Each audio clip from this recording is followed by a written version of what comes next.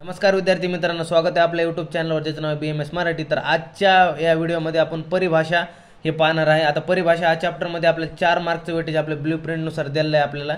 यावरती आपला एसक्यू पाहायला मिळू शकतो आपल्या पेपरमध्ये, जे आपला रचनाशास्त्राचा पहिला पेपर आहे त्यामध्ये। आता बघूया आपल्याला यातलं महत्त्वाचं काय काय दिलेलं आहे आपलं, जे मस्ट आपण सगळं ह्यात कव्हर केलं आहे। आता खुर्च्या म्हणजे काय, खुर्च्या श्लोक दिला षटक खुर्च्या, त्यामध्ये काय सांगितलं ते हस्तपाद ग्रीवा मेढ्रशो, हस्तवेद्वय पादवेद्वय ग्रीवा मेढ्रयो काय एक एक म्हणजे काय म्हटलंय, शुश्रूषारीसामध्ये सांगितलंय की खुर्च्या म्हणजे कुंचला म्हणजे ब्रश लाईक वगैरे, ब्रश लाईक जे असतात असे, तर त्याला खुर्च्या म्हटलंय। म्हणजे यामध्ये काय सांगितलं आपल्याला की काय पेशी स्नायू धमनी शिरा यांच्या सन्निपात की जो कुंचलासारखा म्हणजे आकार दिसतो त्याला खुर्च्या असं म्हणतात। कुंचला म्हणजे ब्रश लाईक जे आपल्याला आकार वगैरे दिसतो, पेशी स्नायू शिरा धमनी यांच्यापासून सन्निपात एकत्र येऊन त्याला आपण खुर्च्या असं म्हटलंय।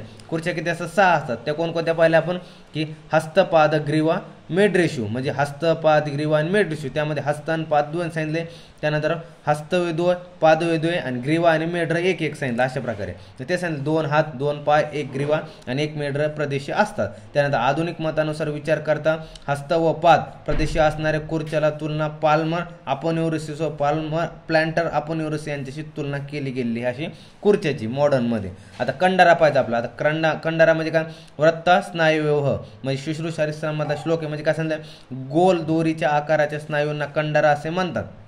मग आणखी मोठ्या लांब स्नायूंना देखील कंडारा असे म्हटले जाते। नंतर पाहायला गेलं काय म्हटले की कंडारा षोडश सांगितलं, षोडश कंडारा तासाम चतुस्र पादयो तावतो हस्त ग्रीवा पृष्ठेशु, शुश्रूषारीसामधला श्लोकेमध्ये काय म्हटलंय, एकूण कंडारा 16 आहेत, त्यापैकी पायात 4 हातात 4 ग्रीवेत 4 आणि पृष्ठप्रदेशी 4 अशा प्रकारे आपल्याला सांगितले असे कंडारा असतात। त्यानंतर आधुनिक मतानुसार विचार करता स्नायू संबंधित जे टेंडॉन असतात त्याला कंडारा असं केलंय। आधुनिक मत जर पाहिला मॉडर्नमध्ये तर टेंडॉनचा कोरिलेटेड कंडारा सोबत केलेलं आहे। आता जाल पाहायचं आपल्याला एसक्यूला विचारला जाऊ शकतो की एक सेपरेट किंवा आपल्याला खुर्च्या आणि कंडारा एकत्र येऊ शकतो एसक्यूला, किंवा नाही पडलं तर खुर्च्या सेपरेट येऊ शकतं, कंडारा सेपरेट येऊ शकतं। तसंच आपलं पूर्ण महत्त्वाचं चॅप्टर आहे एसक्यूसाठी। तर बघूया आता काय सांगतं जालमध्ये काय पाहिलं, माशिरा स्नायू अस्ति जलानी प्रत्येकम चत्वारी तानी मणिबंध गुल्फ संश्रितानी परस्पर निब्ददानी परस्पर गव अक्षितानी चेती योर अक्षित मिदम शरीरम, मध्ये काय सांगतात जाल म्हणजे जाळे, मास शिरा स्नायू आणि अस्थि या रचनापासून जाल बांधतात। त्यामध्ये मास जाल 4 असतात, स्नायू जाल 4 असतात, शिरा जाल 4 आणि अस्थि जाल 4 असतात। त्यानंतर हे 16 जाल मणिबंध गुल्फ ठिकाणी स्थित असतात। एका मणिबंधाच्या ठिकाणी 4 व गुल्फाच्या ठिकाणी 4 असतात, म्हणजे असे जाल असतात। अशा प्रकारे आपलं सांगितलं, म्हणजे 16 जाल अशा प्रकारे सांगितलं आपल्याला की मास ठिकाणी जाल 4 आहेत, स्नायूस ठिकाणी 4 आहे, शिरास ठिकाणी जाल 4 आहे, अस्थिस ठिकाणी 4 आहे, आणि 16 जाल मणिबंध व गुल्फ ठिकाणी स्थित असतात अशा प्रकारे। आणि एका मणिबंधाच्या ठिकाणी 4 तर एका गुल्फाच्या ठिकाणी 4 असे जाल असतात। त्यानंतर आता पुढे जर पाहायला गेलं तर हे जाल परस्पराशी निब्ध असतात व त्यामध्ये छिद्रे असतात। म्हणजे जे जाल असतात म्हणजे आपल्या जाळी टाईपमध्ये अशी की काय असतात, परस्पर निब्ध जोडलेले असतात आणि त्यामध्ये छिद्रे असतात। त्यानंतर आता पाहायला गेलं की अस्थिसंघातमध्ये काय की चतुर्दश अस्तानाम संघातः तेषांत्रयः गुल्फ जानुवंशेषु एतेनेतर सक्तिबाहुच त्रिक शिर स्वर एक एक, म्हणजे काय म्हटलं तिक शिर एक एक, म्हणजे काय म्हटलं 2 किंवा अधिक अस्थींच्या समूहास अस्थिसंघात असे म्हटलं जातं। अस्थिसंघ म्हणजे काय, 2 किंवा अधिक अस्थी एकत्र येणे म्हणजे अस्थीचा संघ होणं। अस्थिसंघात आपल्याला 14 दिलं, एमसीक्यू महत्व यांची संख्या।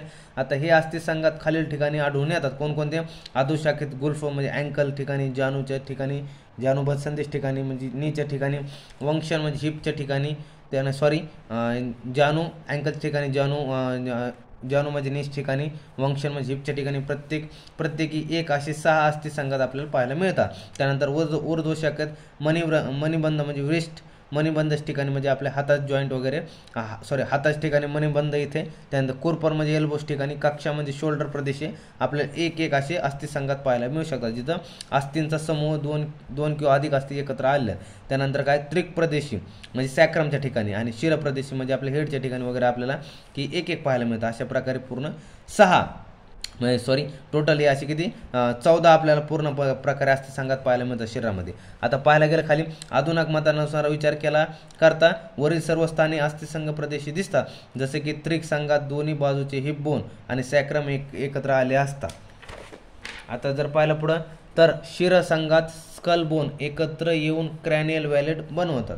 आता चौथा पाहिजे आपला सीमंत, खूप महत्त्वाचं सीमंत. पण हा सीमंत म्हणजे काय, चतुर्दशी व सीमंता तेच अस्थिसंघावत गणनीय. म्हणजे काय म्हटलंय की शुश्रूषारी स्थानामध्ये श्लोक आहे, त्यामध्ये काय भोजमती अस्थींचे संघात ज्यामुळे एकत्र चिकटलेले आहेत त्याला सीमंत म्हणतात. म्हणजे जे अस्थिसंघात जे आपले बोन एकामेकाला चिकटले ते कशामुळे चिकटले, सीमंतमुळे. सीमंतने त्याला एक प्रकारे चिटकून ठेवण्याचं काम सीमंत करतं. किती असं संख्या 14 असतात. याची गणना अस्थिसंघात प्रमाणेच करतात. वृद्ध वाघवाटनुसार किती 18 सीमंत असतात. तर ह्याची अशी नॉर्मली गणना किती 14 सांगितली सुश्रुत्यांनी आणि वृद्ध वाघवट 18 सांगतात. तसेच स्थान काय सांगितलं याचं की पुरह कपाल व पार्श्व कपालमध्ये एक सीमंत असतं. तसं 2 पार्श्व कपालांच्या मधोमध एक असतं एक सीमंत. तसं 2 पार्श्व कपाल व एक पश्चिम कपाल असती याच्यात एक सीमंत पाहायला मिळतं. तसं वाम नंतर काय पाहायला गेलं, वाम शंका असती व वाम पार्श्व कपाल असती एक सीमंत. तसं दक्षिण शंका असती व दक्षिण पार्श्व कपाल असतीमध्ये एक सीमंत. त्यानंतर असे एकूण 5 सीमंत शिरप्रदेशी असतात आढळतात व बाकीचे 13 संघात मोजले असता सीमंताची एकूण संख्या 5 + 3 म्हणजे 5 + 13 18 असे टोटल आपले सीमंत भरतात. अशा प्रकारे आता पुरा पाहायचं आपल्या सेवनी. आता सेवनी म्हणजे काय, सप्तसेवन्य शिरस विभक्ता पंच जीवाशेपस सोर एक एक. म्हणजे काय, ता हा परिहर्तव्य शस्त्रेनं. म्हणजे काय सांगितलंय, शिवनीद्वारे जोडलेल्या भागाप्रमाणे असणाऱ्या रचनेला सेवनी असे म्हणतात. मग शिवनीद्वारे जोडलेल्या भागाप्रमाणे असणाऱ्या रचनेला सेवनी असे म्हणतात. सेवनीची संख्या सेवनी 7 सेवनी 7. स्थानमध्ये शिरप्रदेशी 5 सेवनी सापडतात. जीवेच्या अधोभागी 1 आणि मेढराच्या अधोभागी 1 अशा प्रकारे आपल्या टोटल 7 सेवनी असतात. आता महत्त्व पाहायचं आपल्याला याचं. आता याचं महत्त्व काय, आता महत्त्व जर पाहायला गेलं की काय की सुश्रुत हा शल्यतंत्र प्रधान ग्रंथ असल्यामुळे त्या दृष्टीने सेवनीचे महत्त्व सांगितलेलं आहे. शस्त्रकर्म करीत असताना सेवनीच्या शस्त्रापासून बचाव करण्यास सांगितले आहे. तसंच काय म्हटलंय की जे आपण शस्त्रकर्म करतो म्हणजे सर्जरी वगैरे करतात ते सेवनीच्या शस्त्रापासून बचाव करण्याचं आपल्याला अशा प्रकारे सांगितले. तसं आधुनिक मतानुसार विचार करता शिरप्रदेशी असणारे सेवनीत सचर असे म्हणता येईल. जसे की सजॅटल सचर, कोरोनल सचर, काय लॅम्फॉइड सचर इत्यादी. जीवेच्या अधोभागी म्हणजे फ्रेनुलम लिंग्वी. तसेच मेढराच्या अधोभागी म्हणजे काय रॅफे ऑफ स्क्रोटम व कोकायजियल रॅफे यांच्याशी ह्याला मॉडर्नशी आपल्याला कोरिलेट करता येईल अशा प्रकारे.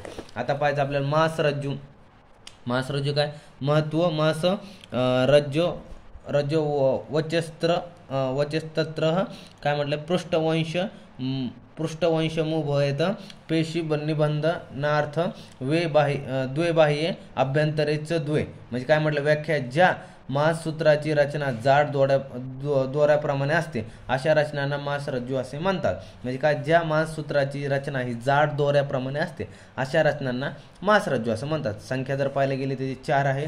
तसं नंतर काय मोठे मांसरज्जू 4 आहेत.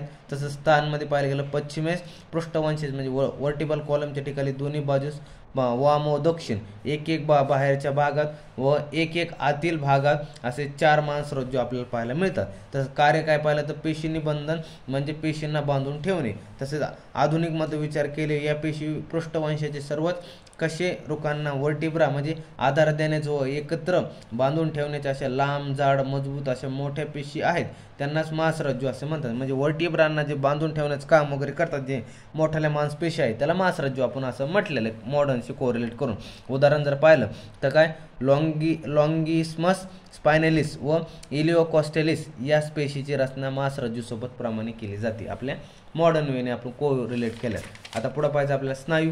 आता स्नायू आपला मस्ट आहे, यावरती आपल्याला SQ मिळू शकतो पाहायला. आता स्नायूचं वेटेज स्वतःला 3 मार्कचं वेटेज दिलेलं आहे. आता यामध्ये काय स्नायूची उत्पत्ती कशी, शब्द कसा बनला आहे, स्ना प्लस ऊन म्हणजे स्नायू शब्द बनला आहे. यामध्ये काय स्ना या धातूपासून ऊन हा प्रत्यय लागून स्नायू हा शब्द तयार झाला आहे. त्यात दोष संबंध पाहायला गेला तर मेदाचा उपधातू स्वरूप असल्याने स्नायू हे कप दोष प्रधान आहे. तसं उत्पत्ती जर पाहायला गेलं तर काय मेदस स्नायू माद हे शिरा स्नायुत्वम काय अप्युनियात शिरातू मृदुपाक स्नायू नामचं तत खरं. म्हणजे काय मेदापासून स्नेह प्राप्त करून शिरांचे स्नायूत रूपांतर होते. त्यानंतर काय म्हटलं गर्भनिर्मितीच्या अवस्थेत जे महाभूतामुळे आतील धातूंचा पाक होतो म्हणजे मृदू आणि 2 खर पाक, धातूंचा पाक होऊन मृदूचा भाग झाला.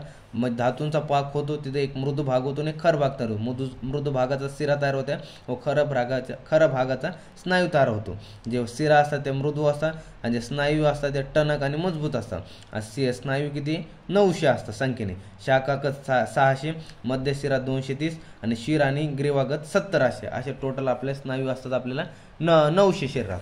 आता पुढे जर पाहायला गेलं तर जे प्रकार आता पाहिले हे काय स्नायूश्च चतुर विधा विद्यातातु सर्वा निबोध मे प्रतानत्वे वृत्ताश्च पृथवच्च सुशिरा तथा.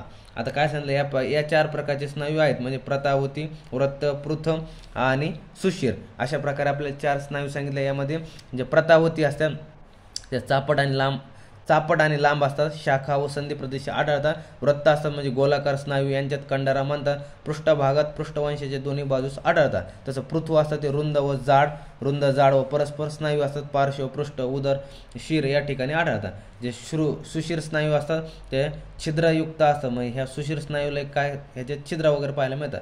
आमाशयाच्या शेवटच्या भागी आणि पाकवाशयाच्या शेवटच्या भागी म्हणजे बस्ती प्रदेशी ते आपल्याला आढळतात. अशा प्रकारे आपण पूर्ण हा काय की परिभाषा हा चॅप्टर पूर्णप्रमाणे आपण बघितलेला आहे. यावरती तुम्हाला ACQ पाहायला मिळू शकतो तुमच्या पेपर 1मध्ये रचनाशास्त्र म्हणजे ॲनाटॉमीमध्ये. आणि ह्याच्या नोट्स तुम्हाला आपल्या टेलिग्राम चॅनलवरती भेटून जातील. तर चालतंय, भेटू नवीन व्हिडिओमध्ये. तोपर्यंत धन्यवाद.